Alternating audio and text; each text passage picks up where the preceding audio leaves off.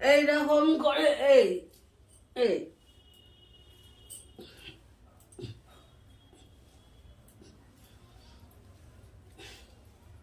এইটা করব। করা হয়ে গেলে যাদের কোমরে ব্যথা আছে এটা করব। এটা করব।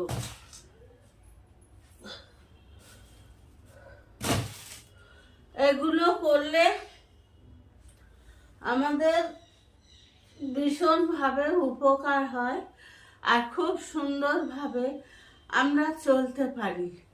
তারপরে আমরা সবসময় এইরকম একটা এক্সারসাইজ করে আমরা সবসময় এইটা সাইড বেন্ডিংটা এইভাবে করলাম। এই